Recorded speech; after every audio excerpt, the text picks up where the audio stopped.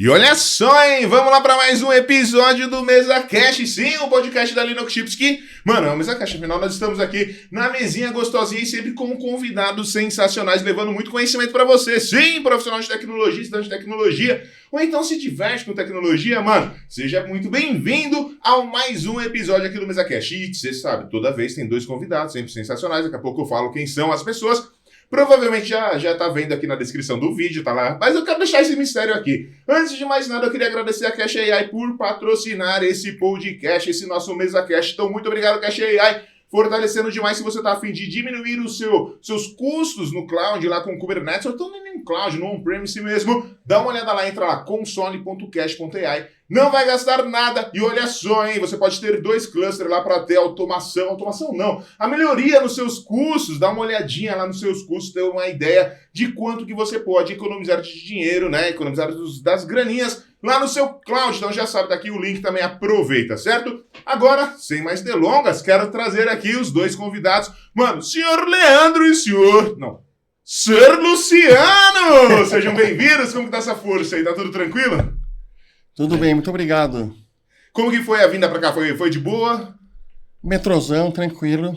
Ah, isso. Mesma coisa, metrozão lá, hora de rush em São Paulo, aí top demais. Na Paulista. Gostosinho. E eu só arrumo um problema, mas eu queria agradecer muito mesmo a presença de vocês, 2 pessoas que eu acompanho muito, gosto muito da maneira como que vocês ensinam e falam sobre tecnologia, é muito legal mesmo. E você que ainda não tá ligado nessas 2 pessoas, assim, ó, o Leandro, eu até concordo de você, né? Tipo, tá conhecendo, ou então, a gente tá errado de não tá conhecendo, mas ou não conhecer. O Luciano Ramalho, mano, é simplesmente uma das maiores referências. Não, assim, ó, eu digo a segunda pessoa de Python no mundo, porque o primeiro vai dar uma colher de chá pro holandês lá, tá ligado? Parece que ele criou esse negócio, então deixa ele com esse negócio. Mas o Luciano, mano, tem um livro, o Fluent Python, que tá lá. Em quantos idiomas já, seu Luciano? 9 idiomas. 9 idiomas. Quais são? Você sabe? Já chegou no número que você já esquece ou ainda não? Não, acho que eu consigo falar. Vamos lá. Inglês, português, polonês, russo, chinês tradicional, chinês simplificado, que são 2 formas diferentes de escrever, japonês, coreano e... não sei. Faltou o inglês, esse pá foi o... O inglês eu pulei, vai eu ver não que eu tenho pulei. ideia. Enfim, é isso aí. 9. 9. Tá. 9. Seu Leandro, Incrível. tá preparado pra fazer isso daí também, mano? Rapaz, eu vim aqui só aprender. Isso aqui é aquilo que você falou, né? Se a pessoa não conhece o Ramalho ainda, tá fazendo errado. Tá né? errado, tá Como errado. diz agora a nova frase que o pessoal fala, né? Tá deixando dinheiro na mesa, né? É isso. Mas eu acho muito importante falar, porque as pessoas não sabem, que o meu livro está de graça na web. No pythonfluente.com você pode ler o livro inteiro. Inclusive é uma página só, HTML. Você pode abrir, salvar no seu celular e ler no ônibus, no trem, na praia, onde você quiser, porque pode até estar offline, entendeu? É um arquivo HTML com o livro inteiro, no pythonfluente.com. Ó, eu vou pedir pra galera, se vocês puderem... Ó, tá aparecendo aí na tela, tá pequenininha aqui a fonte, né? Porque eu tô na leitura, mas dá um bisu depois, lembrando que é gratuito. Python Fluente, segunda edição, 2023, aí agora totalmente gratuito na Interwebs. Python Fluente, né? Em português, tudo bonitinho lá com E no final, .com. Na faixa, seu Luciano. Na faixa, totalmente na faixa. Sensacional. E é um livro completo. Do que fala esse livro aí? Só pra... Eu sei que é Python, mas qual que é o foco dele? Pode contar pra gente aí, já. Então, esse livro ele nasceu de um curso que eu dava que chamava Python para quem sabe Python. Que a ideia é a seguinte, o Python é uma linguagem fácil de você dar os primeiros passos, né? Por isso que ela é muito usada em faculdades e tal, mas ela também é muito usada no mundo profissional. E o que acontece? Às vezes a pessoa aprende a programar numa outra linguagem, ou mesmo a pessoa aprendeu Python como primeira linguagem na faculdade, mas lá eles estão mais interessados na teoria, nos algoritmos, algumas coisas, e acaba não aprendendo bem a linguagem. Ou se a pessoa estudou uma outra linguagem antes, às vezes a pessoa começa a programar em Python com o sotaque da outra linguagem. Já vem com vícios. E qual que é o problema? O problema é que ela não está aproveitando bem a linguagem, entendeu? Porque a pessoa, em vez de ficar xingando, no Python não tem essa coisa que tinha no Java, sim, mas por que será que não tem?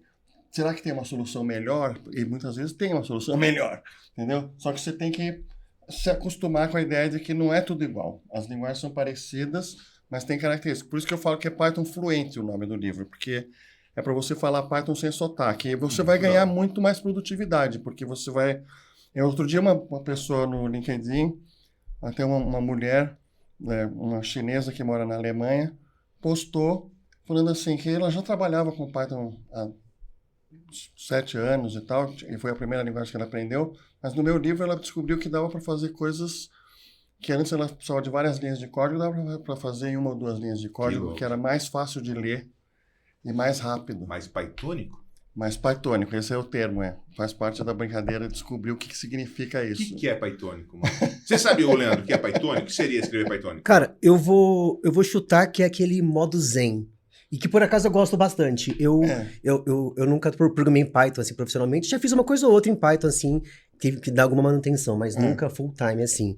Mas eu lembro que eu me deparei com o Zen of Python, né? Exato. Na altura, e eu gostei bastante. Eu gosto bastante daquela... E como eu tenho bastante experiência com Ruby, e conflita um pouco, embora as linguagens são parecidas, são dinâmicas e não sei o quê, mas eu acho que o Zen of Python eu gosto bastante e trago ele pro Ruby. Uma que me pega bastante é eu prefiro ser explícito ao invés do implícito. Eu gosto bastante. Esse é o pythonico? Esse é um dos aspectos, com certeza. Mas é o jeito de você...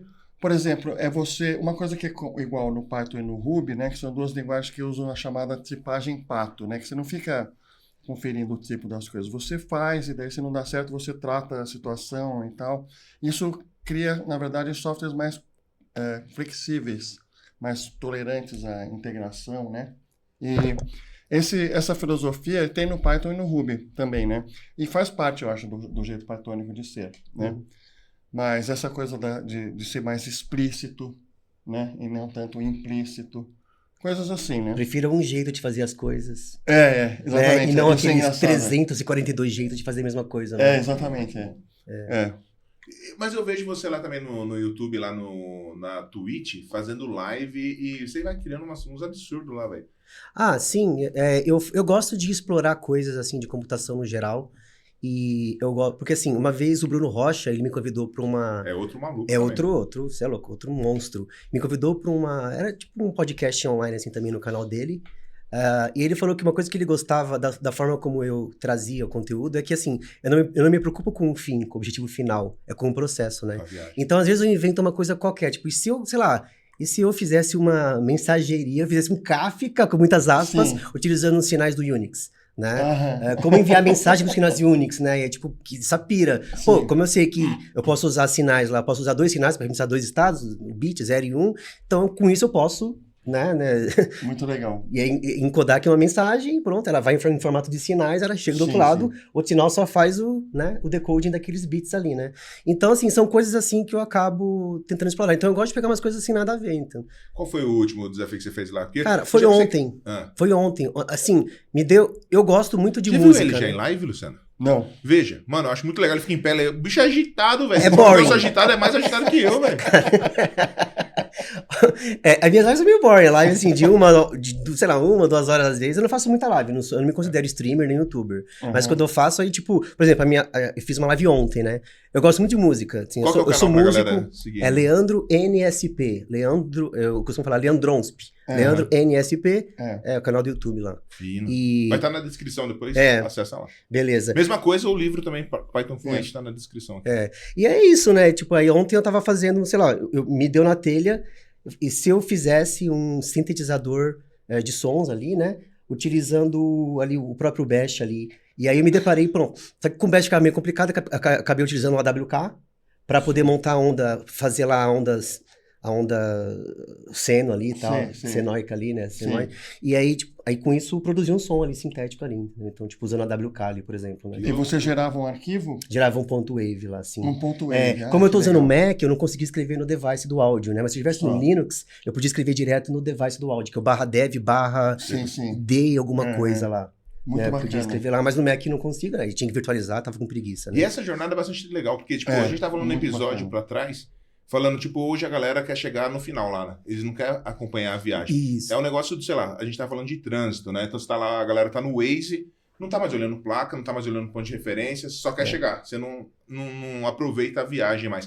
Isso não é um jeito de aproveitar a viagem, não? Eu gosto bastante disso, cara. Eu não gosto muito de fazer coisas assim, tipo, fazer uma API utilizando, sei lá, chutar aqui, Laravel, que bate numa API, não sei o quê. Isso todo mundo já faz, já tem um monte aí, sabe? Então, eu vou inventar uma coisa nada a ver, fazer um web server na mão, tipo, eu fiz live fazendo web server em Assembly, assim, aí o pessoal me chamava de maluco, o pessoal chegava lá na live, lá no comentário, parece e falava que não tão assim, errado, não. Né? Errado não tá. Exatamente, errado não tá. Porque assim, né? Que maluco que acorda de manhã pra fazer live com a Dona Assembly, né? Mas tipo, foi legal, que eu aprendi no processo. Inclusive, quem frequentava a minha live na época, foi ano passado, o Blau, velho. Monstro. Ele entrava na minha live lá. Blau Araújo. Cara, aprendi muito no canal dele também de Assembly lá, coisas de mais baixo nível, assim. Foi top, assim. Sensacional. Foi uma saga. Você também gosta de fazer essas viagens aí, Luciano? Eu gosto, não em vídeo, né? Eu tenho uma certa dificuldade de fazer vídeo e tal, mas eu gosto de brincar, sim, de fazer código para brincar. Né? Por exemplo, tem uma oficina que eu já fiz várias vezes, é uma oficina que é inspirada num código de um professor americano lá, que é um interpretador Lisp em 132 linhas de Python. Caramba. Eu vou mostrando, a gente vai construindo no Jupyter Notebook. Então, ó, começa assim. Que louco. Aí agora... e daí eu dou uns exercícios integrados lá no Jupyter Notebook, tá? Então, os alunos recebem um Jupyter Notebook, daí eles vão... eu vou explicando, a gente vai mostrando testes e tem horas que fala assim, só que agora as próximas células são exercícios. Você tem que ler o enunciado e digitar um código que dê o resultado esperado, né? E é uma coisa divertida. É uma linguagem de programação, cara, que você define função, você faz loop e tal, não sei o que lá. E o código que roda essa linguagem de programação é 132 linhas de Python e é bem fácil de ler, entendeu? Eu tenho também gostado de fazer ultimamente uns exercícios de reinventar coisas que já vêm prontas no Python. Por exemplo, a função zip. A função zip é maravilhosa, poderosíssima, né? Algumas pessoas nem sabem que ela existe. Outras pessoas acham que ela é mágica. Mas você refazer a função zip em Python... Vamos fazer a função meu zip. Funciona que nem o zip. Você começa, você vai vendo. Nossa, é sensacional. Você começa a entender os mecanismos de forma mais profunda, né? Você faz uma engenharia reversa nisso daí ou você vai construindo pelo que você já conhece? Ou você, deixa eu dar uma olhada. É engenharia reversa tipo black box, né? Eu não vou lá olhar o código. Até porque o código é em C e o código você sabe é a funcionalidade ali. Eu sei bem a especificação. Às vezes eu faço testes, né? Para ver os casos excepcionais e tal. E daí eu pego e faço esses testes passarem com a minha implementação também, né? Você já fez alguma coisa na live que deu errado, Leandro? Você falou, vamos chegar naquele lugar, mas não deu certo? Já, direto. Aí eu pivoto, né? Eu pivoto, eu mudo de, assim, eu não tenho vergonha não. A minha live eu meto as caras mesmo. Também eu não tenho um grande compromisso, assim, ser formal na minha live. Divertir, quem acompanha a minha live, assim, a meia dúzia de pessoas que acompanham a live, assim, galera que aparece lá e comenta, nem é muita gente. Como é muito nichado, é muito nerdola, né? Não é uma coisa muito, assim... Você pega um público grande, assim, sabe? E, cara, eu não tenho nenhum compromisso em acertar o tema. Às vezes, já chegou live que eu abria pra falar assim, nessa live eu vou aprender Gleam. Eu queria uma época... Eu faço muito isso. Eu acabei... Como desculpa a live pra aprender um bagulho novo. Isso, exato, velho. Então, assim, eu adotei, então, assim, apesar de eu ser millennial, mas eu acabei indo na carona da geração Z aí, tipo, de fazer o tal do Learning Public, né? Então, eu comecei a fazer lives pra aprender também. Não que eu só aprendo com live, eu aprendo também fora da live. Sim. Mas, muitas vezes, tô com vontade de aprender, eu tô aqui de boa, né? Quando a rotina permite, abro a live... E começo a aprender uma coisa, eu queria aprender Gleam. Aí no meio eu pivotei, eu comecei a olhar Rust, do nada, assim, comecei a ver Rust lá, umas coisas que eu fiz. Então já aconteceu, assim, de dar errado, assim. Já acontece de eu cometer várias gafes, assim, normal. Eu não tenho... quando você se expõe, você tem que estar ciente de que, cara, ok, vai cometer erro, entendeu? Então, tipo, eu nunca tive medo de me expor e de errar. As duas partes boas, né? Exato. Já aconteceu, tipo, quando eu tava nas lives codando Web Server em Assembly, e hoje eu olhando, quando eu tava no processo de aprendizado, eu aprendi na faculdade, mas nunca fiz um web server na faculdade, tipo, multithread, tipo, você, tipo, spawnar uma thread em Assembly, então uma Assembly x86, tipo, não fazia ideia como que era, tá ligado? Então eu fui começar a caçar, fui começando a cavar aquilo ali, e aquilo foi uma puta saga, e hoje... Eu vejo que na live, assim, né, em algumas lives eu cometi um erro ou outro ali, de erro teórico mesmo, ali, de falar coisas ali que não fazia sentido, mas que o processo me levou... Processo de aprendizado. Exatamente. Então, isso aí. É muito louco. E tem que ter uma segurança boa pra fazer isso, né? Porque você tá aprendendo ali, você vai errar. Segurança que eu digo é, mano, meu propósito aqui é eu aprender em público, então aprendendo você vai acertar, vai errar. Mas é difícil lidar com a internet, porque a internet tem troll até umas horas, né? Tem. Outro dia na Python Brasil eu apresentei uma palestra e eu errei um negócio, porque eu estava codando ao vivo, era também um Jupyter Notebook, mas eu estava codando um exemplo que era tipo isso, refazer uma função que já existe em Python. E eu cometi um erro bem básico, e daí na hora eu não percebi, eu vi que deu erro, aí eu não consegui identificar, mas eu já tinha feito os exercícios num outro notebook, então eu abri o outro notebook e vi a solução, foi isso que faltou. E na hora eu fiquei um pouco nervoso, porque eu perdi alguns segundos com essa brincadeira. Mas depois eu acho que, na verdade, para o resultado final, foi bom didaticamente. Porque enfatizou um ponto que eu já tinha falado. Só que agora as pessoas viram acontecer. Prática, se você não faz desse jeito, dá isso. Tá vendo? E agora corrigir deu certo, entendeu? O aprendizado vai ficar mais completo desse jeito. Fica Exato, total. E às vezes a pessoa quer pegar uma pessoa que já tem alguma experiência e quer ver como é o processo de pensamento dela, não é? Às vezes, mesmo que a pessoa não vai acertar, mas tipo, o processo com que ela chegou naquilo ali, isso ajuda muito. Então, já que você está falando disso, a gente pode entrar num assunto aqui que é o seguinte. Gente, como aprender a programar quando tem uma IA que programa para você? O problema fundamental você já endereçou aqui, você já falou. A IA, você não sabe como é que ela chegou naquilo. E você pode pedir para ela uma explicação, mas ela vai inventar a explicação. Naquele momento, ela não vai relatar não fez o parte que da ela criação, fez. Né? Senão não ela faz fala parte. Assim, juntando a palavra anterior com a próxima. Não, ela vai inventar uma explicação. Entendeu? Você vai ficar sempre com o pé atrás, assim, será que essa resposta é verdadeira? Não, eu entendi. É porque assim, a IA, ela não cria nada, né? Ela pega, baseado em um monte de coisa, ela vai fazendo aquela sopinha de, pega a palavra agora e tentar ver qual que é a palavra que acertar combina, próximo, entendeu? Não tem um processo de construção, que é vocês lá matutando e vendo. Exatamente. Então, porque o que acontece, né, é que a IA, quer dizer, a IA gerativa, estamos falando de IA gerativa tipo ChatGPT, né, que elas são máquinas de gerar texto. Então, o que acontece, né? Tem um exemplo, hoje em dia isso está consertado, tá? Mas, consertado, eu fico imaginando assim, tem uma pequena rotininha escrita em Python, presa com arame, silver tape, que faz isso não acontecer mais porque ela é meio vexaminoso. Mas, tipo assim, o ChatGPT-4, no começo, se você perguntar para ele assim, eu vi esse exemplo e eu reproduzi, e é verdade. Você escrevia assim, se um carro demora 5 horas para chegar de São Paulo até o Rio, quanto tempo leva 2 carros? Aí ele fazia todo um raciocínio para dizer que demorava 10 horas. Eu escrevia várias linhas, entendeu? 2 parágrafos muito bem articulados, altamente convincentes. Texto até umas horas. E muito convincente, muito bem articulado, dizendo que ele ia demorar 10 horas. Aí você fala, não, isso daí tá errado. Aí ele, me desculpa, eu me enganei. Aí gerava mais um outro texto para dizer que ia demorar 2 horas e meia. Entendeu? Ou de 10 para 2 horas. Porque ele é baseado nesse padrão de que tem esses exercícios que envolvem uma proporcionalidade, que pode ser proporcional, diretamente proporcional ou inversamente proporcional, e baseado nisso ele cuspiu uma resposta. Mas sabe qual é o problema? Por que isso acontece? Porque ele não sabe o que é um carro. Ele não sabe o que é uma estrada entre São Paulo e o Rio. Uma Dutra, entendeu? Então, mas se você perguntar para ele o que é um carro, ele vai dar uma ótima definição. Só que ele não sabe o que é um carro. Isso que as pessoas precisam entender. Ele finge que sabe, mas ele não sabe porra nenhuma. Ele só sabe regurgitar texto e ele não entende uma palavra do que ele está falando. Entendeu? Ele vai combinando. Aí a generativa, ela foi feita para dar resposta. Inclusive, ela ganha tipo, prêmios internos dela lá, digamos assim, vai ganhando pontos, porque ela tem que dar uma resposta. Ela vai te dar uma resposta. Exatamente. E ela vai tentar te bajular também, ela sempre tenta bajular o criador. Né? Exatamente. Excelente, eureka, manda um monte, assim. Eu também uso já. Mas a gente não pode cair nessa armadilha, né? Então, assim... Mas a gente cai. Acaba caindo, exatamente. Dependendo da situação ali, né? Igual os golpes, né? Eu nunca caí em golpes, né?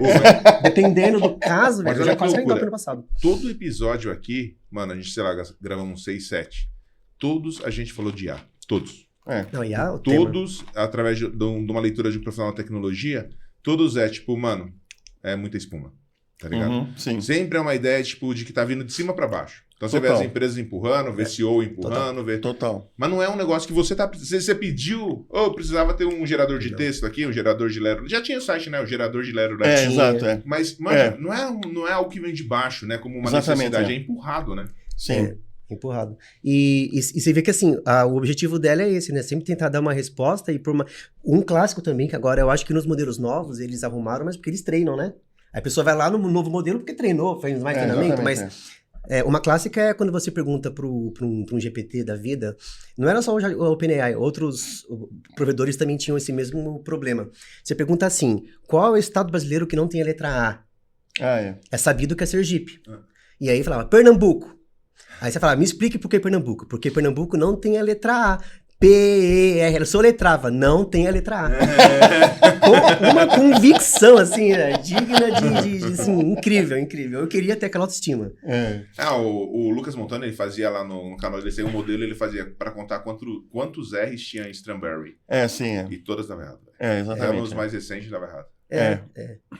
É loucura. Por quê? Não faz cálculo matemático? O que é? Não, então, exatamente. Eles começaram, algumas dessas IAs, começaram a escrever pequenos scripts Python para resolver as perguntas, sabe? Tipo assim, quantas letras tem a palavra e ele mostra banana? A construção do código, né? Ou então ele esconde atrás de um... Mas se você clica, aí você quer ver o raciocínio.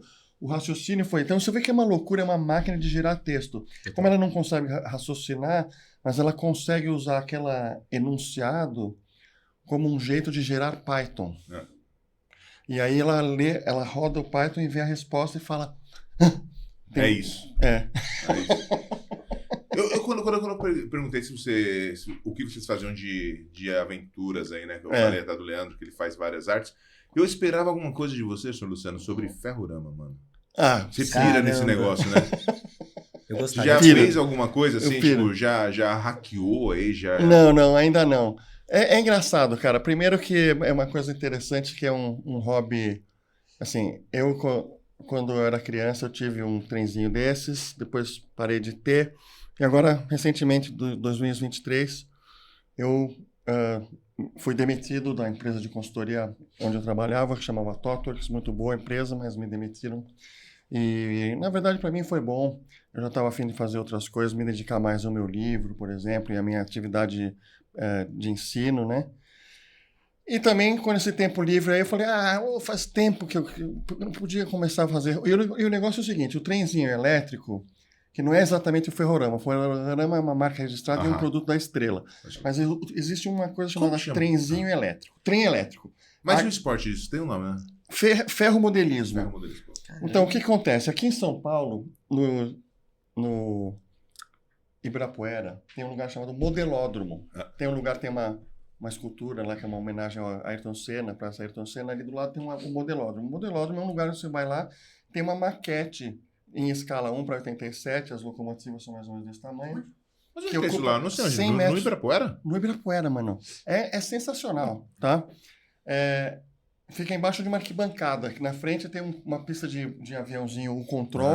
Sei onde é, o pessoal fica... Sabe? Exatamente. Então, embaixo dessa arquibancada, de um lado tem um Autorama que não funciona há 15 anos, porque ninguém tomou conta, e do lado de cá tem a Associação Brasileira de Ferromodelismo, que está lá há 65 anos, e eles administram aquilo, é uma espécie de um hackerspace, entendeu? Então tem essa maquete super bonita, decorada, cheia de túneis, montanhas e tal, que o pessoal vai lá... É como que nem você vai num lugar, vai no cachorródromo para passear o seu cachorro, as pessoas levam os trenzinhos para passear lá, entendeu? Bom, mas o que é engraçado? Tem a ver com uma questão de tecnologia, que é o que eu quero falar a respeito, porque existem padrões abertos e padrões fechados, né? Então, uma boa explicação sobre isso o Lego é uma empresa que todo mundo admira e tal, não sei o que lá, mas eu tenho uma birra. Eu tenho uns Legos legais também.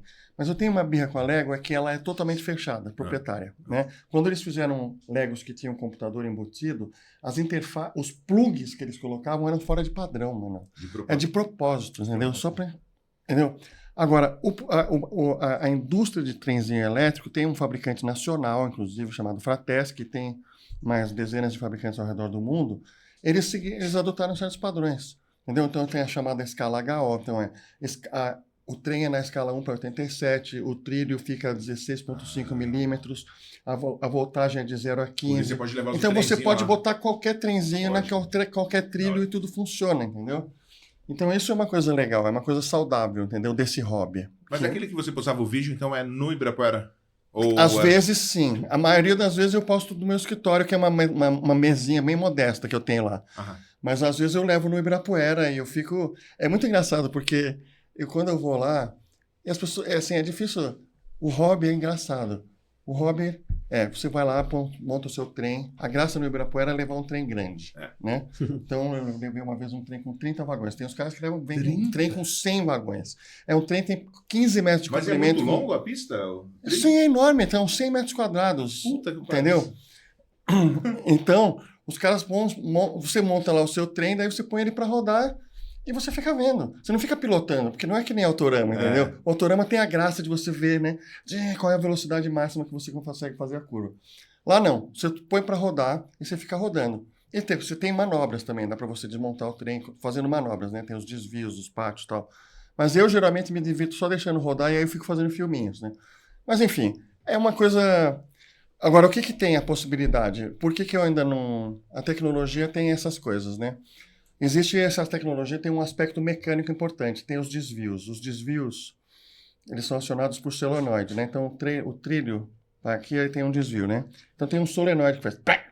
Vira o trilho para cá e para cá. Esse solenoide é uma tecnologia de mais de 100 anos, né? Fabricado aqui no Brasil, né? Fratesc. E ela não funciona muito bem, porque muitas vezes ele vai, bate, volta um pouquinho, aí fica fora, fica desalinhado e o trem descarrilha. É muito comum. Então, isso prejudicou os meus projetos de automação até agora, porque não tem muita graça você automatizar a condução do trem se você não puder mexer os desvios para fazer manobras de forma sincronizada também, entendeu? Então, eu estou parado nisso. Mas de qualquer jeito, eu me divirto. Ainda assim, no dia a dia, não todo dia, mas alguns dias, assim, eu terminei de revisar um capítulo, eu vou lá e fico 1 hora brincando de trenzinho, fazendo manobras. Você já pensou em fazer o seu próprio, chama solenoide? Não. O que eu sei, difícil, o que eu comecei a pensar... Entrar nessa seara? Não. Mas é que assim, muito mais mecânico, a mecânica é a coisa mais difícil. Quando a gente brinca com eletrônica, a parte mecânica é sempre a parte mais difícil, né? Até fazer o case, né? Mas eu concordo. O que eu estou pesquisando é como fazer com um servo em vez de um solenoide, entendeu? O que é o servo? Um servo é aquele é um motorzinho que faz... Tá? É um motor de passo, né? Que você consegue dizer para ele, vira tantos graus. Bem mais controlável. O solenoide é um chute, né? Mecânico, né? É um negócio eletromecânico, né? Então, bom, é isso aí. Então... Eu acho legal. Isso aí é um hobby, é engraçado, né? Tem muito na Europa e tal, mas o Brasil é um dos poucos países que tem uma indústria nacional, chamada Fratesc. Esse espaço também no Ibirapuera é gratuito? A galera, ou você tem que estar associado na... Não, você pode, é gratuito para ver. Tem uma bancadinha, você pode sentar lá e ficar vendo os trens passando. Louco. Mas se você quiser participar para levar o seu trem, você tem que se inscrever, aí paga acho que R$360 uma vez, e depois você custa R$120 por mês. Boa, é legal, o espaço grande, você vai ter um negócio dentro da sua casa, o espaço, mais toda a parafernália. É uma coisa divertida. Deve ser divertido, porque você tá montando ali na sua casa a carruagem, coisa toda. Exato. Só que você ainda não sabe como ele vai performar no circuito, né? Lá no ferro, lá, não é? Exatamente, tem isso. Tem simulador desse? Mas não de trem, mas simulador de trenzinho elétrico. Tem, isso daí tem uns jogos. Eu não tenho, eu nunca joguei um desses, mas tem muitos, tem no Steam, nas plataformas. Mas eu digo muito mais para você simular o seu trem numa pista X antes de... Não, isso não tem. Mas o que tem que é engraçado em termos de software, que eu usei para fazer a minha pista em casa, existem vários softwares dedicados para você desenhar essas pistas. E eles, por exemplo, tem a Fratesc, que eu falei, essa empresa nacional, eles têm lá curvas de diversos diâmetros e comprimentos e desvios e outras coisas, né? Tudo que você precisa para construir a ferrovia. E os softwares têm o catálogo da Fratesc. Então, na hora que você vai desenhar, você fala, vou usar equipamento Fratesc. Aí ele põe um menu ali do lado, onde você pega o desvio, aí você arrasta aquele desvio modelo 4322, entendeu? Que tem uma certa... Entendeu? Então você vai, daí no final ele te dá a lista, você precisa comprar essas coisas para montar essa pista. Tantas curvas modelo tal, tantos desvios modelo tal, é muito engraçado. Muito bom. E tem vários que são software livre. E tem um software de controle de maquetes que é feito em Java, como é que é o nome? Agora eu esqueci. Deu branco, mas tudo bem. É um software, é o padrão, todo mundo usa, e é software livre há mais de 20 anos, entendeu? Tem uma comunidade enorme de pessoas que desenvolvem isso daí. E no meio desse hobby, existe, assim, torneio, assim, por exemplo?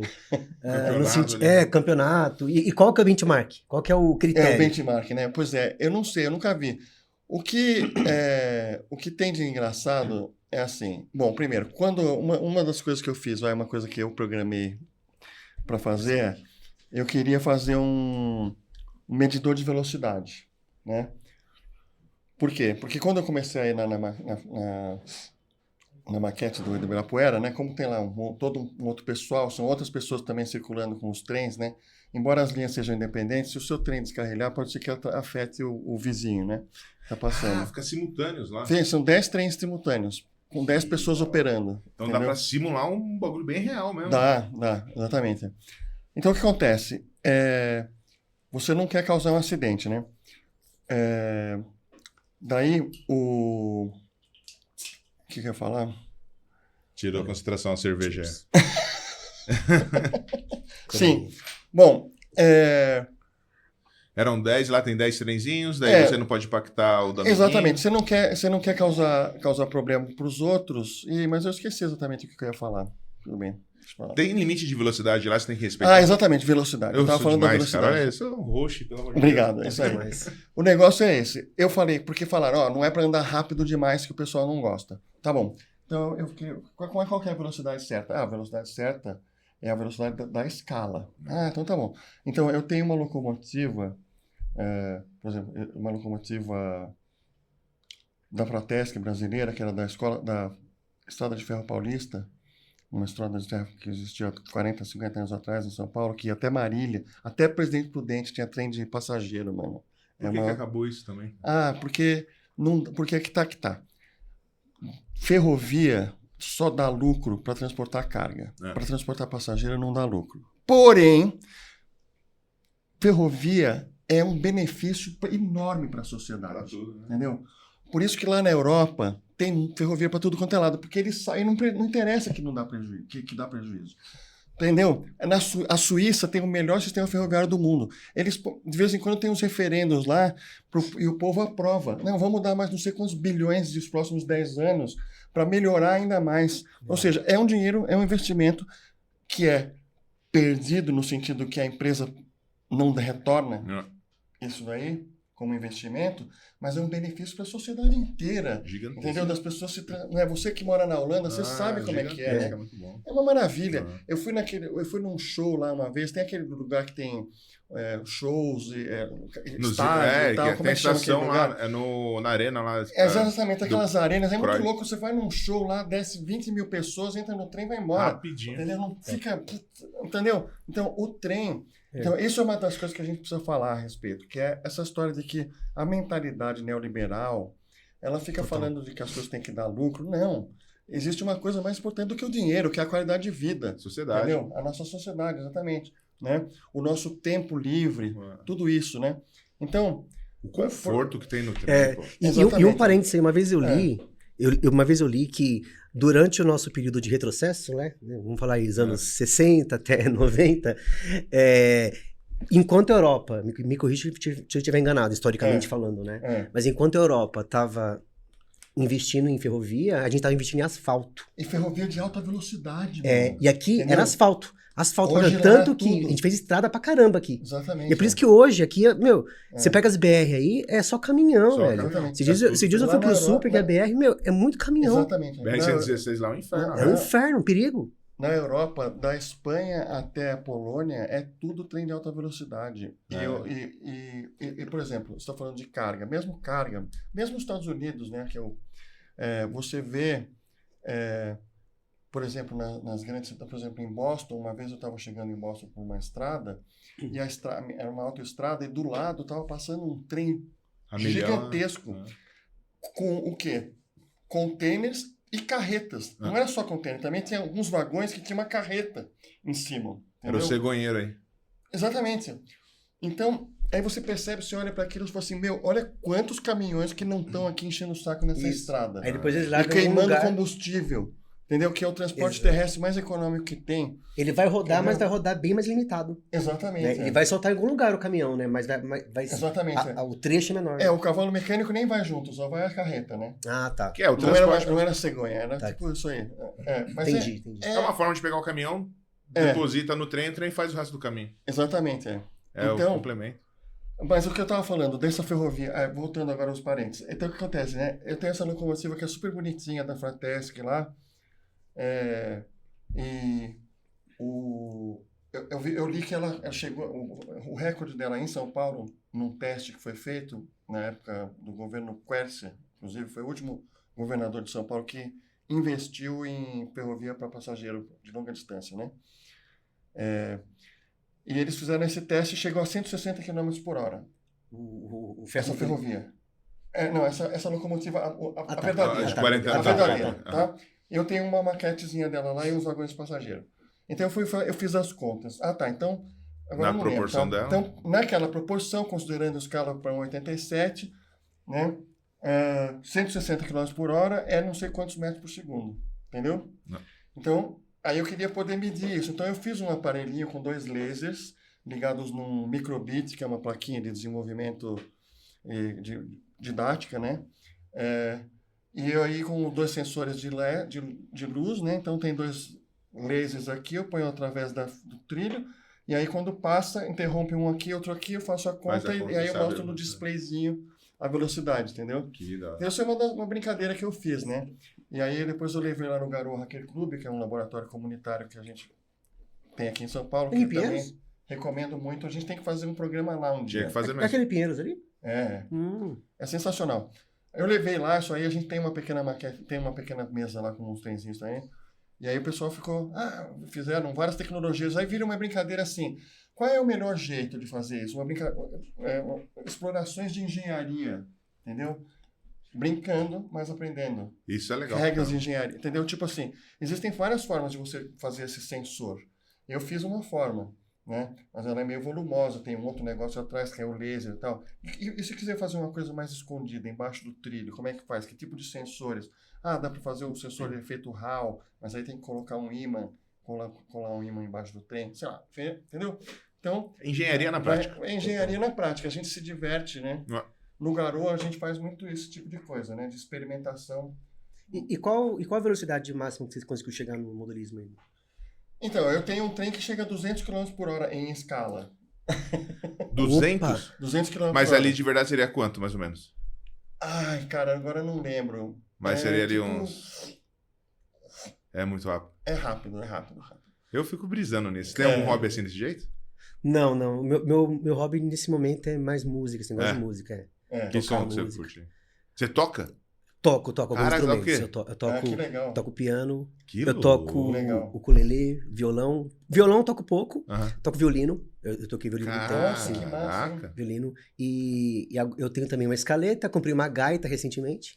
Dá pra fazer barulho com gaita, Faz né? barulho. Divertido, né? Eu, quando era pequeno, eu gostava de ver o Castelo Rá-Tim-Bum, tinha lá o passarinho. Passarinho. Que som é esse? Então, assim, eu pirava. E, assim, a minha meta de vida era ser o passarinho. Só que destruiu a minha infância, quando anos mais tarde descobri que não era a mesma pessoa. Era outra. Desculpa se eu estraguei a infância de alguém. Eu não sabia disso aí também, não. Se a minha infância foi destruída, a de vocês também tem que ser. Tá? Não é a minha pessoa. Se você reparar bem, começa a ver os vídeos agora com uma visão de adulto, você vai ver que não é a mesma. Pode ser, alguns se repetem. Deve ter algum outro ali que é multi-instrumentista, mas não é todos. Porque ele tirava som até de papel, assim, ele tirava som de tudo. Enfim, eu gosto meu hobby é música, né? Eu gosto de compor, tô nesse momento estudando jazz. Então, assim, eu gosto de música. Que da hora. Gosto de jogar bola também, só que eu tô com meu joelho lesionado, né? Jogar truco. Truco, eu jogava truquinho, bastante. Truquinho, eu sei. Truquinho, Legal. chama pra um truque, eu vou. Esse negócio do trem é um hobby, né? Mas eu gosto de ficar vendo no YouTube viagens de trem. Então, o maquinista coloca a câmera e vai dando aquele rolê pela Europa, no meio das neves. Quando eu olho, eu tô 50 minutos vendo lá a viagem.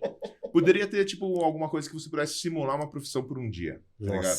Eu queria muito, tá ligado? Ser, tipo, maquinista, ser motorista de caminhão de longa distância. Uma coisa que... O primeiro dia que eu fui lá na maquete do Ibirapuera, né? Eu não era associado nem nada, né? Eu tava lá visitando.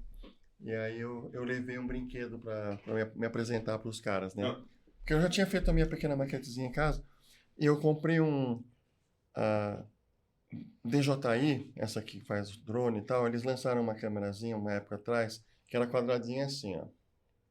Tá? Aquelas action cam. Que colava com imã, sabe? Que era modular. Não deu certo aquele produto, tanto que durou pouco. Mas para mim é ótimo, porque eu ponho ela em cima de um vagão, ligo numa locomotiva e eu filmo a imagem, a visão do condutor. E ela é levinha, nem interfere em quase ela nada. passa embaixo dos túneis, ela não ultrapassa as dimensões regulamentares, entendeu? Sim. E é um sarro fazer isso aí. Eu acho da hora pra caramba. Eu vi também, eu tô lembrando aqui, quando a gente troca ideia você tá na tua casa, você também tem uma Polo? O que é esse tem Tem, atrás? aquele é um Lego. Você que montou? Eu que montei, É maravilhoso, é um dos kits Legos, eu acho que é o kit Lego mais legal que eu tenho, É esse muito kit. bonito, é gigantesco. E o que é legal? Assim, tipo, para um podcast tipo Manual do Mundo, né? Dá para dar uma ótima aula baseado no projeto Apollo, porque ela desmonta nos lugares certos, entendeu? Tipo, eles fizeram uma montagem de tal forma que entre o primeiro e o segundo estágio, o segundo e o terceiro estágio, tem um encaixe que se você consegue, você faz uma força assim, ela separa bem ali, depois separa bem ali, entendeu? E daí lá dentro tem o módulo lunar preso atrás de um escondido, e daí tem o módulo de comando e tal. E demora pra montar um desse daí? Demorei alguns dias. Tem quantas? Foi na época da pandemia. Esse daí, não lembro, acho que tem talvez umas 2.000 peças. 2.000, assim. É coisa pra caramba. Pô. E se perder o manual, ferrou. Se perder o manual, você consegue montar? Difícil. É difícil, né? Tem muita pecinha estrutural ali que não é aparente, por exemplo, tem uma camada, né? Você vai construir umas camadas, né, circulares, mas elas não são todas iguais, né? Você monta Lego também? Ou quebra-cabeça? Esse bagulho também não? Eu monto, por causa dos meus filhos, né? Então eu compro Lego pra eles e acabo montando junto ali. É da hora, né? Mas quando eu era criança, eu não montava muito Lego, não. Era mais quebra-cabeça. Eu gostava de quebra-cabeça. Eu ganhei do Dudu aquela flor do Mario, pequenininha, tá ligado? Sim. Já deu um trabalhozinho interessante pra montar. Dá trabalho. É complicado. Sim. Falando em brincadeira que dá trabalho pra montar, você falou do Bruno Rocha. E ele é um dos entusiastas em Rust. E eu vi que também você brinca um pouco com Rust, eu já brincou com Rust? Brinco um pouco com Rust, sim, eu gosto. E aí, é hype esse negócio ou é uma linguagem mesmo que... Olha, eu já vi a opinião do Ramalho contra Rust, já dá uma boa discussão. Não, eu quero briga. Não, eu sou briga, até parece, pô. Uma honra ter aqui do lado do Ramalho, o que é isso, rapaz? Mas... assim, eu não acho que é hype, né? Acho que é uma linguagem que não é hype, meio que se estabilizou, né? Mas é assim... Mas não é a salvação do universo. Não. Eu gosto por causa do paradigma do Rust. Assim, eu gosto eu sou entusiasta de Rust, eu gosto de... mais uma cerveja. Explorar. Não, eu aceito. Eu sou entusiasta porque eu gosto da proposta, eu gosto da tecnologia, mas não que eu ache, nossa, agora tudo tem que ser Rust. Sim. Sabe, impraticável, assim. Mas eu gosto bastante do sistema de tipos, né? Então, como eu já trabalhei com Java, né? Então, eu tive experiência muito tempo atrás com Java, né? Então, eu já tinha ali algum hábito com tipos e tal, aí eu fui pro Ruby. Ruby, Elixir, fiz um pouco de Elixir também. Sim. E hoje eu até faço algumas coisinhas em Elixir, alguns projetos em Elixir. Elixir é louco, né? É legal. Exato. É top demais. Mas aí, o Rust, ele vem com uma proposta ali, um sistema de tipos, acho que bem mais robusto, né? Bastante robusto. Sim. Uma segurança na memória ali, que você consegue ter um pouco mais de segurança. Sim. E eu acho interessante, sabe? Você ter você resolver desafios ali, por exemplo... eu sou meio maluco, então quando eu tava aprendendo Rust, então eu fui logo aprender a fazer uma lista duplamente ligada. Como que você vai fazer isso com Rust, né? E aí você se força a aprender a usar os smart pointers, né? Você tem que saber usar o smart pointer correto ali para poder fazer o previous e o next, não é? E evitar a referência circular.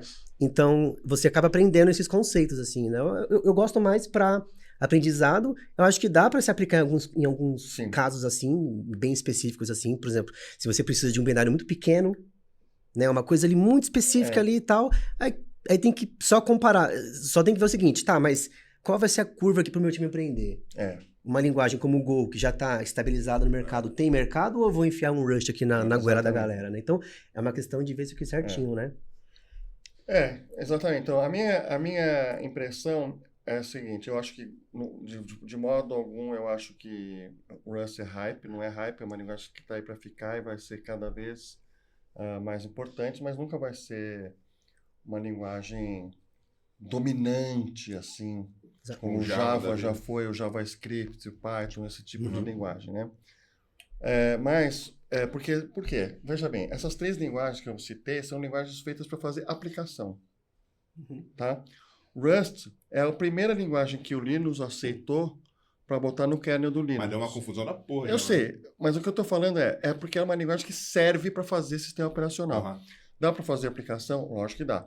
Só que o melhor texto que tem para entender a minha questão, por que eu acho que existe como eu falei assim, não é que é hype, não é hype. Rust não é hype, não vai desaparecer. Mas existe um hype do Rust. Sim. As pessoas falando, né? E usando o Rust para fazer coisas que poderiam ser feitas igual, com performance praticamente igual, em Go, com muito mais simplicidade, com muito mais facilidade, entendeu? Pô, eu acho... Mas, porque são linguagens que compilam para código de máquina. Então, aí as diferenças são poucas. E toda essa questão da memória, que o Rust ajuda de um jeito espetacular, né, a resolver com o sistema de tipos, em Go tem o coletor de lixo automático, que nem tem em Java, Python, Ruby, JavaScript. Que é super eficiente, né? Os então modernos é o suficiente para fazer a aplicação. Exato. Entendeu? Onde você não precisa estar lá gerenciando cada byte. E se parar a pensar também no nosso desenvolvimento de borda, que é o que a gente faz, né, na web, os CRUD no dia a dia, se parar a pensar, por exemplo, o benefício que a gente vai ter desenvolvendo Rust, né, face a outra linguagem, por exemplo, você pode até pensar que em termos de performance bruta na CPU, como o Rust otimiza o binário final, pode ser que você vai ter uma performance ligeiramente maior em termos de CPU? Sim. Pode ser ok. Agora, no nosso dia a dia, as nossas aplicações estão a maior parte do tempo esperando outra aplicação. Exatamente. É a I.O. tá com pau. Exatamente. Então, de que adianta a tua aplicação ter ali um throughput alto de CPU, sendo que ela vai estar esperando o banco de dados, vai estar esperando o serviço externo lá da API do governo, sabe? A API de não sei o quê. Então, exatamente. A grande parte dele tá esperando, né? Tá no socket. Então, eu queria citar que eu ia falar, assim, tem um artigo que chama Why Not Rust? Por que não Rust? É muito legal esse artigo porque é escrito por um cara hiper comprometido com a comunidade Rust, que está lá há 10 anos, que é um core developer, mantenedor principal lá do Cargo, o sistema de pacote deles. Acho que eu sei quem é. E ele pega e escreveu um artigo falando assim, pessoal, tem muita gente que fica atacando o Rust, tem muita gente que fica atacando quem atacou os anti-anti, tem os anti-Rust e tem os anti-anti-Rust, mas a maioria das pessoas perde um pouquinho a noção da história, porque a verdade é o seguinte, o Rust, ele é útil para quem precisa das coisas que o Rust oferece. E um exemplo que ele dá logo de cara é assim, vamos aqui definir uma struct full com um campo bar. Uma struct chamada full com um campo chamado bar. Ele mostra 6 formas diferentes de fazer. Onde às vezes a diferença entre uma forma e outra é um apóstrofe num lugar bizarro lá. As lifetimes. Entendeu? Então, é assim, ele fala assim, 6 formas diferentes de definir um struct. Sim. Você tem que saber para que elas servem. Cada uma tem uma função, entendeu? Mas a maioria das pessoas não precisa desse nível de controle, entendeu? Exato. E tem outra coisa, né? As pessoas acham que o desenvolvimento de software tá só naquela coisa das aplicações, da web. É muito além disso, né? Exatamente, então, o Rust tem, sim, mercado para outras coisas. Como você falou, o kernel do Linux, pode ser que em algumas situações, o kernel inteiro, talvez não, mas em alguma parte ou outra, faz sentido. Se eu não me engano, eu não sei o atual, mas acho que há 2 anos atrás, o Ruby moderno, as novas versões do Ruby, eles fizeram uma parte lá do JIT, um compiler interno lá do interpretador, onde foi escrito em Rust. Né? Exato, que é o YJIT. Y, né? O YJIT. Ele é escrito em Rust. Eu não sei se ele tá ainda escrito em Rust, porque o pessoal tava lá discutindo sobre isso, mas ele foi escrito em Rust. Então, o compiler foi escrito em Rust. O meu ponto do Rust, eu acho que é tipo, mano, é que nem Jesus, tá ligado? Tipo, é um cara legal, eu acredito na potência dele e tudo mais, mas a fanbase é tenso, mano. A fanbase é que acaba estragando. Exatamente. Eu quero fazer um paralelo interessante sobre linguagens de programação, e esse ponto que você fez que é muito interessante, que é assim, que realmente não é só programar, né, o universo da programação não é limitado a coisas que precisam do máximo de desempenho. Tem outras questões.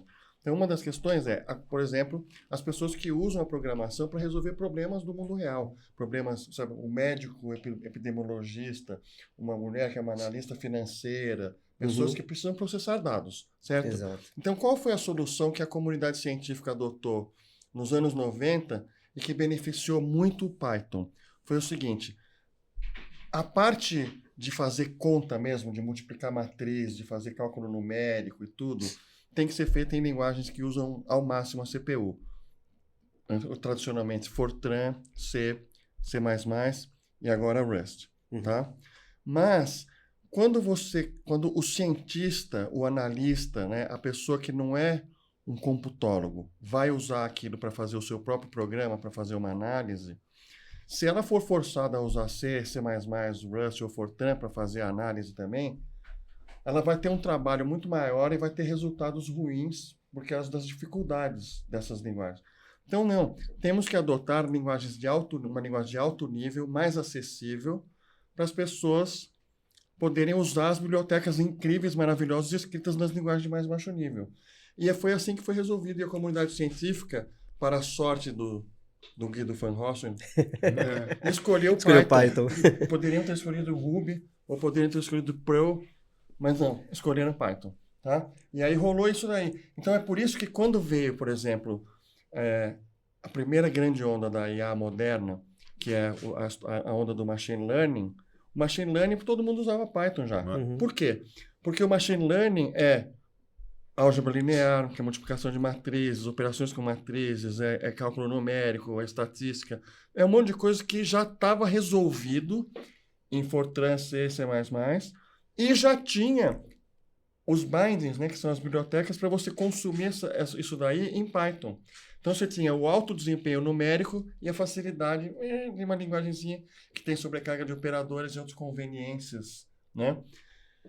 Então é isso aí o que mostra. Entendeu? Então eu acho que uma das coisas que se eu aprender Rust um dia, eu já dei uma estudada, mas eu falo, não, eu prefiro melhorar o meu nível de Go ou de Elixir também, que é uma linguagem que eu acho muito interessante, né? Interessante. Falando de Elixir, ele é feito por um brasileiro, né? Baseado no Erlang e feito por brasileiro. José Valim. José Valim, muito bacana. Ele foi keynote de uma Python Brasil que aconteceu no Nordeste. Foi legal.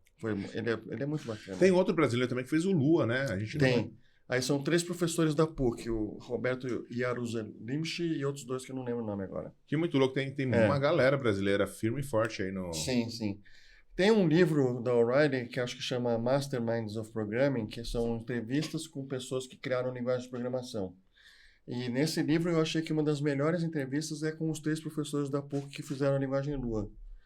É muito bacana. Caramba, eu conheci Lua no Nginx. Uhum. Cara, sim, e eu não sabia que o pessoal no Roblox usa Lua. O meu filho joga Roblox, né? E aí ele veio falar pra mim, pai, você é programador, não é? Aí eu falei, tento, né? Ele, não, porque você sabe programar em Lua? Aí eu falei, eu uso o Nelvin, então assim, eu sei qualquer coisinha, mas não que eu sei programar em Lua, né? E aí ele pesquisou, né? Então ele chegou nesse negócio aqui, que o Roblox usa Lua, né? Aí eu falei, vamos aprender Lua aí, vamos aprender. Indo com os chips aí e tal. É legal, né? Exato. E pra criança, você falando aí, tipo, pros seus filhos, eu vejo que tem várias iniciativas, principalmente com Python, né? Python tem uma porrada de não software, né? Mas de quase que framework já pra ensinar Python pra criança, de uma maneira, primeiro iniciando mais lúdica, depois já caindo mesmo pro código Python. Até pra Minecraft eu vejo uma galera também codando. Como que faz aí? Primeiro assim, qual que é o limite disso, né? Porque a gente trabalha com tecnologia, logo a gente acha que é uma boa introduzir as crianças também em tecnologia. Vocês têm alguma experiência em relação a isso? Tipo, será que é legal e como que seria essa introdução?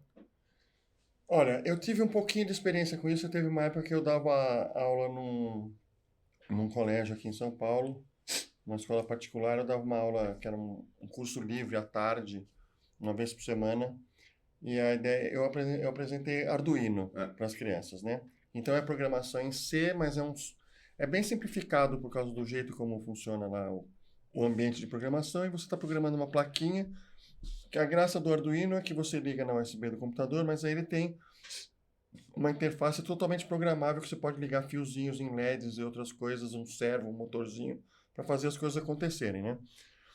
E isso eu achei que é uma coisa que é bem interessante, que é motivante para as crianças, porque sai da tela, entendeu? Porque quando o resultado da programação é uma coisa na tela, o parâmetro de comparação que a criança tem é muito foda. Eu quero fazer o Fortnite. Mas, cara, o Fortnite é feito por 200 pessoas, custa $50 milhões por ano o desenvolvimento daquilo. Entendeu? Pera lá, entendeu? Né? Então, mas agora quando você faz um LED piscar, já é uma coisa, eu que estou fazendo isso aqui acontecer. Vamos fazer um servo mexer e tal, entendeu? Você tem o feedback imediato ali. Exatamente. E é uma coisa que não é E a dopamina canta. Ela tá dopamina aqui, ó. Ela tá dominando aquilo de um jeito que ela não dominaria um jogo, né? Ou demoraria Fortnite anos da vida aí. pra aprender o que tem lá dentro, né? Sim. E até mesmo talvez acabasse o encanto um pouco disso, né? Porque daí você vai ter o entendimento do Fortnite, já vai ter um monte de outras coisas envolvidas. Então, por exemplo, o Microbit, que eu citei agora há pouco que eu fiz esse experimento, né? É um negócio que é muito legal, que foi feito na Inglaterra pela BBC, né? Pelo governo britânico, né? Eles fizeram não sei quantas milhões de unidades desse negocinho, que é uma plaquinha assim, e distribuíram para todas as crianças do ensino público de um determinado ano, digamos. Todas as crianças do 10º ano receberam uma daquelas, tá? Então é uma plaquinha que tem Bluetooth e tal, e também liga no USB, e também tem uns pinos lá que você pode facilmente controlar outras coisas, né? Tipo um Arduino, e também tem uns LEDs para fazer animaçõezinhas simples e tal, né? Então, eu acho que isso é uma coisa que funciona bem bacana para engajar crianças. O Microbit, que dá para comprar, e Eu não sei se você já conhece o dá para núcleo. programar em Python, que é mais fácil do que C. Mas pode crer. Fala. O núcleo de tecnologia do MTST, Sim, os caras lá, eles têm uma porrada de plaquinhas, assim, eles Sim. constroem carrinho. constrói. E vai ensinando exato. a molecadinha a construir tudo, desde a plaquinha. Eu fui numa espécie de uma cerimônia de formatura de uma turma deles, que Um trabalho sensacional. O pessoal do núcleo lá tá de parabéns. Puta de um Muito trabalho legal. muito legal mesmo. Eu gosto de contribuir Exatamente, sempre com os caras. Os caras são. E você Sim. aprende muita coisa lá. Você vê que a molecadinha vai começando a desenrolar aqui nisso aí. Sim. Pega uma plaquinha, eles já conseguem fazer até a placa lá mesmo. Eles conseguem riscar a placa. Sim, Assim, é de fim a fim, não é só o código lá. Consegue fazer o hardware também. Exatamente. Eles usam uma plaquinha chamada ESP32, que é uma coisa incrível, porque é super barata, custa tipo 10, 20 reais, e ela é bem poderosa. Os caras importam lá de uma caralhada da China para poder fazer isso E acontecer. também dá para programar em Python essa daí. Mas legal. E você, o que você acha de... Olha, eu nunca tive muita opinião, inclusive, eu acho que você falando até me deu uma ideia. O meu filho tem 14 anos, né? Então, eu acho que para introduzir, talvez seria mais interessante por esse lado mais da automação do hardware, né? Exato, o que eu vejo ali, que o pessoal fala muito do Scratch. Sim. Mas eu olho para aquilo, pode ser um viés meio assim, meio deturpado, mas eu acho meio bobinho, não sei. E eu já pensei, Python, tipo, eu já pensei em Python como a primeira linguagem para ele começar a se habituar, assim. E você falando do SP32, eu acho que é uma boa ideia mesmo, assim, né? Dá pra fazer Exato, dá pra fazer uma porrada de coisa. Horta, eles têm uma horta automática lá também, eles colocam uma porrada de sensores, isso é legal. Velho. Porque eles vão mexendo com outros sensores, eles vão conectando, Sim, vão fazendo um exatamente, robô ali. do E negócio. como que é? Chegar lá e participar já era? Chega lá e participa. Tem as aqui em oficinas São Paulo? deles. Aqui em São Paulo, pô, é pertinho daqui. Pô, depois eu vou pegar lá a referência lá. Mano, é legal, porque cara. precisam de pessoas lá pra ensinar a molecada. Pô, Pô, vocês aí Com conhecem. certeza. Que show de bola, velho. Sim, É sim. muito legal. Pegar ele, levar meu filho lá e comigo lá, ajudar a galera e também. E também já aprende. Vamos combinar um dia. A gente Vamos. Vamos. Bora. Demorou, Bora fazer fechou. É bem interessante. Do Scratch, a minha filha mais nova, ela começou a brincar um pouco com isso aí. Mas esse negócio é bem bobinho. Você achou? Eu acho que é tipo under 10 aí, né? É alguma coisa mais recente. Você vai pegando os bloquinhos, vai fazendo ali, tem tudo. Dá pra deixar bem mais complexo, mas se você vai querer alguma coisa mais complexa, eu acho que vai sair do Scratch e vai acabar indo sei lá, pra linguagem propriamente dita ou alguma outra forma. Ela, inclusive, assistiu o curso do Bruno no começo. Ela começou a riscar algumas coisinhas em Python. Agora, o que é importante, já que a gente está falando sobre esse assunto, é a gente voltar àquele assunto que a gente estava até falando antes de começar a gravação aqui, que é essa questão de como que uma pessoa hoje em dia vai aprender a programar se ela pode pedir para o computador escrever programas para ela. Pronto, já. O problema é, o computador consegue escrever programas simples prontos, sim. Tipo enunciados, assim, probleminhas didáticos, consegue. Mas para ququalquer coisa complexa, um pouquinho de pouquinho profundidade, mais interessante, já não dá certo. E aí você tem que debugar, quer dizer, o computador gera um código que pode até ser que compile, quer dizer, está formalmente correto, mas não faz o que você pediu, ou tem casos que não da melhor forma. Tem casos que ele quebra. E aí você vai ter que debugar. E é uma coisa tradicional da computação, tem até uma frase famosa acho que um dos caras que criaram o C, que fala assim: depurar é 2 vezes mais difícil do que programar. Então, se você usar toda a sua esperteza na hora de programar, você não vai conseguir depurar o código que você escreveu. Não é verdade? Total. Imagina um código em C todo cheio de pointers e asteriscos e não sei o que lá. Difícil pra caramba pra leitura. E, eu fui esperto pra cacete, daí não funciona. Se fudeu. Né? Então é isso. O problema é que a IA, usada não incorretamente, usada sem noção, ela faz a parte inicial de criar o código para você e sobra para você a parte mais difícil, que é debugar. Agora eu quero fazer funcionar. Como é que faz? Se você... uma coisa que a gente sabe, debugar é sempre difícil, mas debugar o código que eu acabei de escrever é mais fácil do que debugar o código que eu escrevi o ano passado e mais fácil do que debugar o seu código. Porque eu não fiz o raciocínio. Exato, tem uma digital no código ali, né? Você deixa a sua marca, né? Exatamente, tem um raciocínio que você fez ali, tinha uma certa mapa mental, lógica. você sabe chegar Exatamente. ali. Mapa mental. Então, o desafio é esse, galera. Na hora de aprender a programar hoje em dia, você tem que saber como usar a IA e não tem eu não sei dizer uma resposta, você sabe? Não. Assim, uma regra certa, mas a regra é, certamente você não pode ficar trabalhando só em código gerado pela IA. Você tem que escrever código.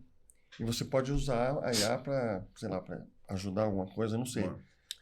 Tá faltando isso. A gente entender como que a gente dá instruções para as pessoas usarem IA de forma que elas se deem bem.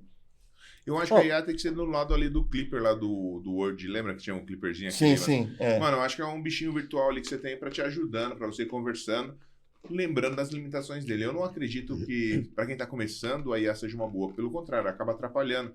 Vai gerar muito código. E no começo é difícil. A gente tava falando antes aqui. Quando você começa a estudar e começa a parte do sofrimento, porque tem que ter ali a parte dolorida do estudo, mano, você vai pedir pra IA criar. Tá ligado? Sim. Daí depois você vai falar, mas não ficou tão legal. Mas não tem problema. Você prefere uma coisa, o termo merdificação, né? Você prefere uma coisa ruim ali, mas que você não vai ter tanto trabalho. Quando dói... dói, filho, já era. Aí que tá. Quando você tiver que depurar o programa, né? Mas o que a gente tava falando antes, só pra dar contexto pro pessoal também, é que eu sempre gostei de educação, de explicar, de ensinar coisas. Só que eu demorei décadas, eu pessoalmente, para perceber que se os alunos não sofrerem, eles não aprendem. E não é uma questão de professor sádico, porque existe isso. O sofrimento não é uma coisa necessária, entendeu? Quer dizer, é assim, não é que você vai fazer as pessoas sofrerem para que elas aprendam. Não. Às vezes tem professor que é sádico, que faz as pessoas sofrerem e isso não ajuda na aprendizagem. Mas o que eu tô querendo dizer, traumatiza. Mas o que eu tô querendo dizer é que também a gente não pode ir para a ilusão de que é tudo muito confortável e a pessoa vai ficar assistindo. Eu vou aprender Rust assistindo 60 horas de vídeo sobre Rust. Não. E depois eu vou pedir para a IA resolver os exercícios. Não vai aprender porra nenhuma. Entendeu? Se eu não quebrar a cabeça com os lifetimes lá... Total. Entendeu? Total. Isso é um sofrimento. É sofrimento. Então, lamentavelmente, é isso que a gente tem que falar. Horas bundas. Tem que ter sofrimento, tem que ter tem muitas horas bundas e envolve um certo sofrimento, uma insistência, uma frustração para você superar e aí você aprendeu. É o tal criar casca, né? Criar casca. É o processo. É aquilo que a gente tava falando aquela hora lá, que eu gosto muito do processo. E, por exemplo, agora você falou do Rust, eu vou dar um exemplo. Então, a pessoa, quando vai aprender Rust, quando chega lá no tal do ownership, né? Então você aprende a regra do ownership. Que você, um valor não pode ser de dois donos ao mesmo tempo, por exemplo, né? Não pode ter dois owners, ou seja, por conta da referência que tá lá no heap, na memória, e por aí vai. Aí parece óbvio. A pessoa até pode aprender, é óbvio. Só que eu acho, pra pessoa que nunca viu C na vida, era ir logo pro Rust. Uma vez até alguém perguntou na live, você acha uma boa Rust com primeira linguagem? Eu não acho que a pessoa tem que... Eu não quero ser sádico, né? Sim. Mas a pessoa tem que ver o que é o tal do double free error em C. A pessoa tem que ver o que é você ter um dangling, uma referência dangling na memória. Sim. Você vê que, você tem um ponteiro apontando pra um valor no heap e aquilo se perdeu, porque esqueceu de dar free. Sabe? Você dá um malloc e esquece do free. Tipo, programar em C, cara, é uma batalha eterna da pessoa ter que lembrar dessas coisas. Então, um bom programador C... Eu não sou, mas um bom programador C, eu acho que é uma pessoa que tem que ter uma memória, assim. Porque como que você vai lembrar de colocar free em tudo? Aí, claro, você tem padrões, então a pessoa acaba... Então, tipo assim, e o Rush não. O Rush não deixa você fazer isso. Exatamente. Só que aí, se a pessoa não viu, a pessoa não vai dar valor a isso. Exatamente, Tá entendendo? Ela não vai nem entender. Ela vai falar assim, você perdeu tempo vendo isso daí, porque eu consegui entregar alguma coisa aqui sem essa profundidade, ele não precisou pegar esse detalhe, mas no primeiro vendaval que daí, no primeira tremida, já era, ele não vai conseguir resolver isso daí, não vai saber pra onde. E sobre a IA, aí voltando só pro top da IA, pra mim, esse ponto, por exemplo, eu vou falar sobre mim, vou falar sobre primeiro o que eu acho sobre as pessoas que já têm experiência, que já têm casca no mercado, e as que estão Começando. galgando, exatamente. Assim, quando saiu o GPT lá, o GPT, sei lá, 2 ou 3, eu olhei pra aquilo, eu vi que ele rodava no browser, e, pá, fazia umas perguntas pra ele, tipo, aquelas respostas meio chutadas lá. Eu nunca fui muito de copy-paste, eu nunca fui muito de ficar copiando e colando código, eu não gosto disso. O Stack Overflow, eu tentava entender o código, às vezes, tipo, eu copiava, jogava em outro lugar, tentava entender e tal, não sei o quê, mas eu nunca fui muito de ficar copiando e colando e depois... Testando o negócio. Porque o meu raciocínio, eu começo a escrever código de pouco em pouco, eu faço em baby steps. E é por isso que você falou, né? O programa que eu escrevo, eu consigo depurar, porque eu sei todo o raciocínio, todo o racional que eu cheguei até ali. Exatamente. Porquê daquilo. A IA não. A IA ela vai cuspir tudo de uma vez, um monte de código ali. Isso, claro, se a gente também pode guiar ela para escrever pouco código também. Eu faço. Aí eu vou chegar lá. Então, quando eu vi o GPT lá no início, eu olhei para aquilo, passo. E eu virei hater de IA. Tanto é que agora, hoje no meu Twitter, antes era hater de IA, agora eu mudei pra ex-hater de IA. Explico. Não que eu sou fã, tá? Vou trocar. É sério. Quem me segue, eu era hater, agora tá ex-hater de IA. Boy hipócrita, tá? Bom, aí eu comecei a olhar de novo com outros olhos a IA depois de faz uns 4 meses, faz pouco tempo que eu comecei a usar full time ali no meu trabalho, desenvolvo código, né, então codando, eu comecei a usar o Cloud Code logo, então eu não fui pro OpenAI, tô usando o Cloud Code, e aí eu uso ele ali no terminal, e ele basicamente escreve código para mim, né, ok. Quando você já entende, você já tem uma cadência, você já dá um ritmo pra IA, você consegue tirar coisa dela. Exatamente. Você vai tirando.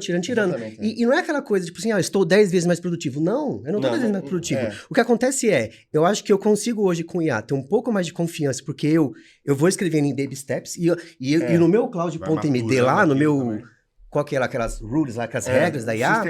Eu falo pra ele, eu escrevo baby steps. Eu só escrevo o código com teste. Eu só escrevo assim, tal. Então ele já sabe. Então quando ele cospe código pra mim, eu reviso tambtambém. Então, eu reviso. Né? E aí o que acontece? Mas ontem estava numa conversa, inclusive, com o meu irmão. Meu irmão também tá nessa de usar IA e tal, pra aprender. Ele já programa há algum tempo, mas ele tá usando... Eu também uso pra aprender coisas novas. Né? Só que eu tenho esse cuidado, entendeu? Porque se é uma coisa que eu não sei... Por exemplo, eu tava usando IA pra aprender sobre música sintética. Sim. Criação sintética do computador. Então, ele me trouxe alguns termos ali que foram interessantes. Ele falou sobre oscilador, como que eu crio a senoide ali, os filtros, o envelope, a SDR, tudo. Então, todos os formantes. Sim. Porque, assim, tem aquela coisa também, o trato vocal, né? Ele vibra. Então, você tem ali 5 ou 6 formantes que passam por filtros, low pass, bypass. Cara, é um mundo, assim. E foi legal, deu pra aprender. Só que sempre que eu queria pé atrás, eu... tirando mais informação, eu vou tirando mais suma. Quando você espreme a laranja e vai fazendo, né? E aí... Mas percebe que você já tem um conhecimento para fazer todo esse rolê, né? Quando a pessoa não tem, e foi isso que eu tava falando com meu irmão, quando a pessoa não tem esse conhecimento, como que ela vai tirar da IA? Como exatamente. Que ela, sabe? A IA vai cuspir um monte de código para ela. E vai tentar convencer. Aí a gente tem uma questão de justiça social que precisa ser falada, que é justamente isso. Essa característica da IA que você acabou de descrever aí, ela... mostra que essa é uma tecnologia que, se for usada de forma não inteligente, entendeu? Principalmente na educação, ela vai aumentar e não diminuir a distância que tem entre quem tem uma boa educação e quem tem uma educação ruim. Plástica, né? Total. Entendeu? É uma educação porque a verdade é essa. A gente estava falando sobre faculdades e escolas que viraram lugares de consumo, onde o cara, eu pago a mensalidade, então eu sou um freguês. Então, se o professor exige demais, eu reclamo do professor e eles trocam para um professor mais bunda mole. Aí você não está aprendendo, mano. Entendeu? Então é isso. Nesse contexto aí, é dramático. As pessoas vão começar a usar isso que você está falando, entendeu? Quem sabe usar, quem já sabe o assunto, usa isso, a IA se beneficia mais. E também tem acelera. Mas também tem que ter parcimônia. Mas quem não sabe, fica assim, ó. Não, também tem que ter parcimônia. Tem que ter, mas quem não sabe, fica derrapando. Total. Eu queria pegar, aproveitar, a gente tem a camiseta do Luciano, que tá ali, Python Fluente, a discussão tá legal. Eu já tava esquecendo do seguinte, cadê a Zenital aí? Tava esquecendo, olha só. Mano, você trouxe o livro do Python Fluente, a gente vai acabar o papo e eu não vou falar do livro. E ainda mais o seguinte, cara, explica pra galera como que faz pra pegar. Eu sei que tem um online lá, que pode acessar tranquilamente, Isso, mas eu consigo ainda uma cópia dessa? Consegue, como é que chama? zedições.store. Agora eu esqueci a URL, mas é tipo isso. A gente coloca também tá? aqui, a gente procura. Isso daí. Então é a loja da editora, né? Ainda está em pré-venda, quer dizer, a gente acabou de receber da gráfica. Segunda-feira eu passei 6 horas carimbando e autografando. O carimbo aqui tá da hora pra caramba, quer ver? Todo mundo que comprou, que apoiou, né, no Catarse, vai receber um exemplar autografado que nem esse aqui. E olha isso aqui acontecendo agora, autografando ao vivo aqui nessa Vamos codar um mundo mais justo, certo? Que é um carimbo que eu fiz ali. E aí eu assino e ponho a data no único formato que Deus aprova. Que dia que é hoje mesmo? Dia 26. 26. Certo? Sério? Que da hora. Eu tenho agora, isso aqui é uma cópia que ele trouxe pra mim com todo carinho, então eu tenho a cópia, mano. Se você tá afim de pegar, fica ligado aqui embaixo, tem a descrição para que você possa adquirir essa cópia. Teve uma campanha toda muito legal um tempo atrás. Você já fechou a campanha do Catarse? Fechou a campanha do Catarse. Eu queria falar um pouco sobre isso aqui, né? Manda Porque ver. o livro tem o pythonfluente.com, lá o texto integral. Você pode ler de graça. Mas o que é interessante desse livro? Primeiro, nesse mundo em que as pessoas estão perdendo emprego por causa da IA, por exemplo, ilustradores, eu resolvi fazer essa capa aqui, esse calango aqui, eu paguei um artista chamado Thiago Castor, paraibano, que manja dessa arte da xilogravura, que é usada nas capas de literatura de cordel. Muito bonito. Porque pesquisa literatura de cordel, capas. É demais as figuras. Tá? Muito bem. Então, ele, cara, tem as fotos lá no meu blog e tudo. Ele escavou uma madeira. Ele fez esse desenho, ele aplicou esse desenho numa madeira, ele escavou a madeira e transformou essa madeira numa matriz que ele põe tinta com rolinho. A xilografia é feita com a madeira, né? Ele põe a tinta com rolinho, ele põe o papel em cima, ele passa uma colher de pau para aplicar. É animal. Entendeu? É animal. Então ele fez isso aí, a gente fotografou e a gente aí lá no Catarse também está distribuindo a própria xilogravura, que metade do valor vai pro autor lá, pro artista, né? Muito bom. E outra coisa que é legal é o miolo desse livro, tudo isso aqui, feito com software livre. Esse PDF sai direto da minha... máquina. Esse PDF sai direto do meu computador. Quilo. Direto daqui pra gráfica. A capa não, a capa tem uns detalhes de cor e tal que aí o pessoal da editora faz com outros softwares, mas o miolo. E lembrando que esse aqui é o volume de 1 de 3, então terão 3. Vou até colocar aqui assim, ó. Rapaz, que top, mano. Aí, agora sim. Então, Python Fluente, já vou falando, compensa muito você ter a cópia para você guardar. Eu tenho o livro, o Python Fluente, em inglês lá, uma bíblia, um negócio.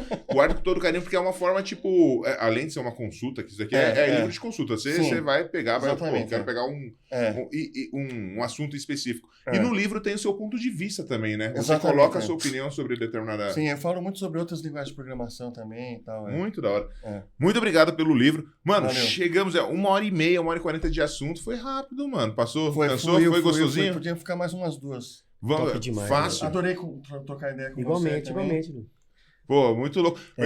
Quando eu vi a primeira vez o Luciano, eu não sabia nem como me mexer, me comportar, tá ligado? Quando ele começou a me seguir, eu falei, a partir de hoje eu não posso falar nenhuma besteira mais no Twitter, nos bagulho, tá ligado? eu me policiava. De tempo em tempo eu entrava lá no perfil do Luciano pra ver se ele tava ainda me seguindo, tá ligado? Pra ver se não tinha dado nada Falei merda. Tá ligado? Muito bom. É uma honra ter vocês aqui. Imagina, eu admiro muito você, cara. A admiração é recíproca. Isso aí. E eu também estar aqui também, agradeço, tá? Pelo convite aí. É nóis. Poder participar do MesaCast aí, meu. Isso aí vai ser sucesso total, isso aí. Total. Mano, o nome, MesaCast. O pessoal ficava tirando sarro, né? Falando que os podcasts é o MesaCast. Agora, então, esse aqui é MesaCast. É que nem a Apple, não é o Music. Exatamente, MesaCast, pronto. E quando você falou que era com o Luciano, eu falei, não, tem que dar um jeito, mano. Putz, tem que ir lá conhecer o Bravo. Você é louco. Considerações finais aí pra gente encerrar essa brincadeira? Gente, é o seguinte, eu fiz esse carimbo aí, vamos codar um mundo mais justo, porque eu acho que todos os trabalhadores da área de tecnologia precisam ter essa consciência, entendeu? de que o trabalho delas tem um impacto muito forte no mundo. E, entendeu? Por exemplo, eu vou te falar uma coisa, já vou falar de uma vez. Se você trabalha para alguma bet, eu não tenho nenhum respeito por você, ok? Nenhum respeito, tá? Porque isso aí é uma coisa do mal que tem que ser banida e proibida, tá? Então é isso aí. A gente precisa entender, lógico, que o bet é um caso extremo. Mas eu preciso pagar as minhas contas. Mano, tem várias formas de pagar as suas contas. Inclusive, se você trabalha com TI, se você consegue passar numa entrevista para trabalhar numa bet, você pode passar numa entrevista para trabalhar em vários outros lugares, tá? Então não me venha com papo. Mas vai ganhar mais. Então, vai ganhar mais. Você pode fazer outras coisas. O crime tem várias oportunidades também para quem está mais interessado em dinheiro. Entendeu? Então, por gente, é isso aí. Vamos adquirir uma consciência de cidadãos, uma consciência de classe, para não ficar só contribuindo para um mundo que parece, se a gente não fizer Máquina de nada, moer, vai gente. ficar cada vez pior. Vou falar uma coisa, eu gostava de futebol. Por causa das bets, eu perdi Sim. a graça completamente. Porque Não, todo total. clube tá fechado Total. com bet, velho. Total. Mano, é zoado, velho. É zoado. E Saudades do acontece São Paulo quando tinha lá. gera- Tan. meu, Inclusive, isso queria gera- agradecer a Beth. Não, Deus o livre, mas o Campeonato Tribos Brasileiro, bet. futebol tá horrível. Foi mal, galera. Garoteei. Mas, satisfação ter vocês aqui, na moral mesmo, mais uma vez, muito obrigado. Conta comigo sempre, no que vocês precisarem mesmo. Gosto de ver suas lives pra caramba, gosto de ver tudo que você faz, trocar ideia com o Luciano, às vezes a gente trocava ideia. Falar sobre treinamento era 2 horas falando sobre tudo, tá ligado? É muito gostoso, muito gostoso. Então, agradeço muito mesmo. Espero que esse aqui seja a primeira participação de outras mais. Foi gostoso? Valeu a pena esse tempo aí? Foi muito bom, muito obrigado. Total. Satisfação mais Valeu. uma vez. Valeu. Pessoal, lembrando sempre vocês aí, ó, não esquece de deixar aquele joinha maroto. É verdade, tem uns kitzinhos aqui bonitinho com um pinguim aqui. Cadê o pinguim? Tá aqui dentro já o Aí pinguim? sim, mano. Tá aqui dentro o pinguim Ô, toscão. rapaz, Que brigadão, maravilha. hein? Daí no chips. Daí Aí tem, sim. que é feito por Amigurumi, Arugumi, sei lá como chama. Eu tinha decorado agora há pouco como que era o nome. Pô, Já esqueci. sensacional. É a galera que faz lá umas minas lá de Curitiba. No mais, ó, já sabe, não esqueça de deixar o like nessa bagaça, se inscreve no canal, compartilhe em todos os lugares. É o Mesa Cash, primeira temporada sensacional no seu canal predileto. Aí, olhando o que? Chips, já sabe. Quer um convidado aqui especial? Coloca aqui nos comentários, quero saber a sua opinião. E no mais uma vez, muito obrigado, senhor Luciano, muito obrigado, senhor Leandro. É nóis e vai. Valeu, pessoal. Vai. Falou.